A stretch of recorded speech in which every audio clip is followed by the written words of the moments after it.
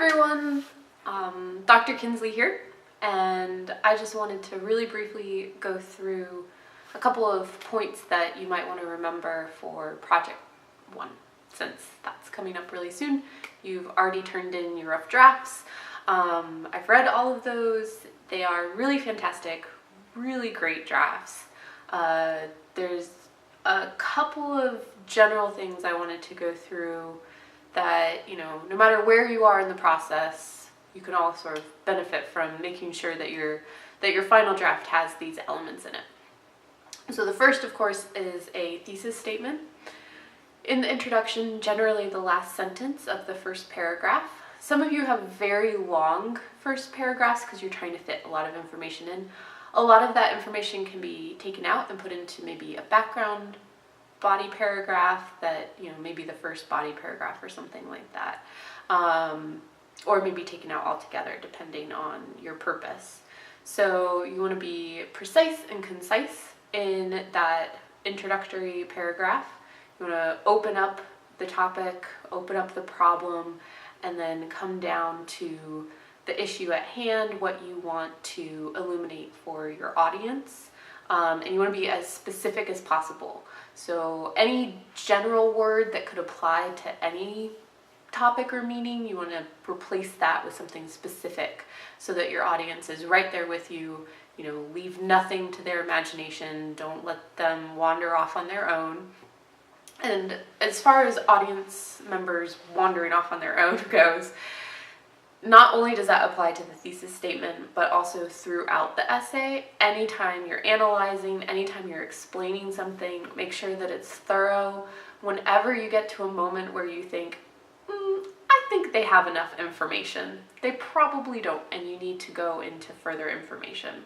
So really explain everything in light of your thesis once you get that solid thesis. So again, not assuming that anyone's going to understand what you're talking about. It's very easy to do because you have great topics, important issues, and it's easy to think like, of course people should think the way I am.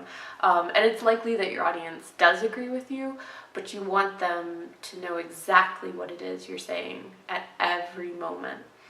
So another issue I've seen arise a few times is that when you introduce evidence, whether that's data, personal experience, interviews, secondary sources, whatever it is, every time you introduce evidence, first of all, you want to introduce us to it. So not just drop it in, but introduce us to it.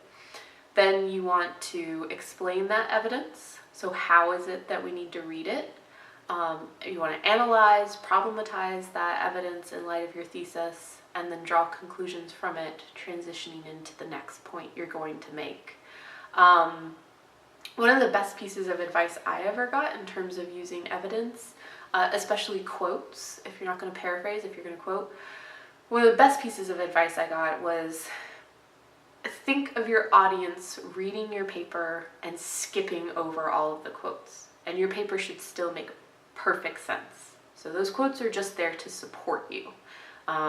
They're not there to speak for you. You want to do that after you use evidence. So that's something else to keep in mind. What else did I want to say? Go back through the assignment. It says that we're asking you to analyze and compose in multiple areas of your life, and that this is a multimodal project, so it's more than just writing. And you have your infographic, of course, and you did your interviews, that counts. Some of you have images, that's great.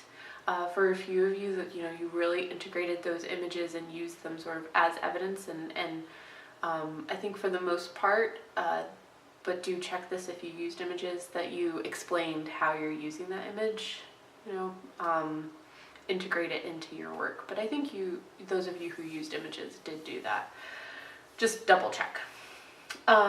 So in terms of, composing in multiple areas of your life, you're thinking about it from a personal perspective, from a civic perspective, outside of yourself. And I think all of you really did that. And that's what impressed me the most about these first drafts, was that you had every aspect. And so while you definitely hit on all of these aspects of life in terms of the issue, you want to make sure that that is balanced throughout the essay. So it's not too much of your own personal experience or too much of secondary sources or too much history, right? That this is a balanced analysis.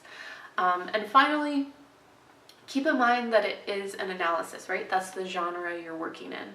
So 80% of what you're writing needs to be your analysis, and then the other 20% can be supporting evidence.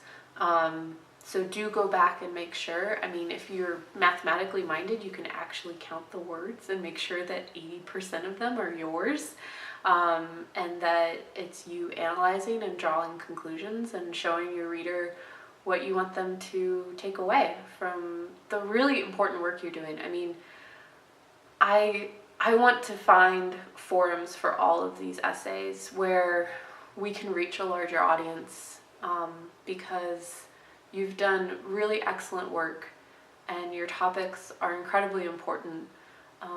And what better time to change the world than now?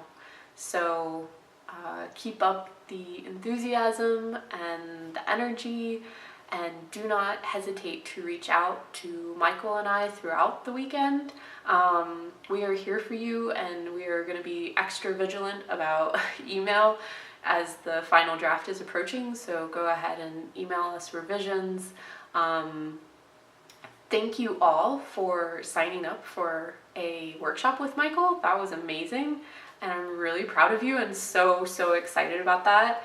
And I know he is too, so I'm really glad. I think you're gonna that's gonna be amazing. So you're gonna really benefit from that. And again, just feel, definitely email me throughout the weekend. Oh, I know I was going to say, make sure that you don't feel like you have to send me a whole draft. You can send me a revised introduction or a revised paragraph, as long as you contextualize it for me. And whatever you do send, make sure you ask specific questions or state, why you're sending it, not just, is this okay? Because, depending on what mood I'm in, I might be like, sure, it looks like words. No, I'm joking.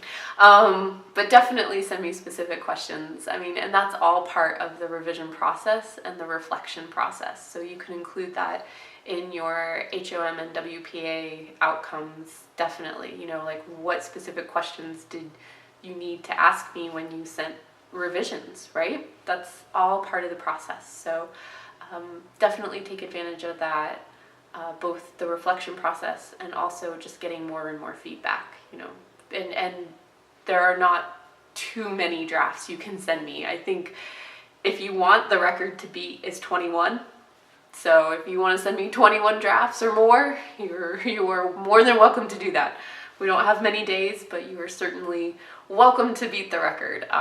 Although I don't think that any of you need to worry significantly. You're doing really wonderful work, and I congratulate you, and it's been really wonderful to meet you so far, and we have another 3 weeks, so I look forward to working with you more closely.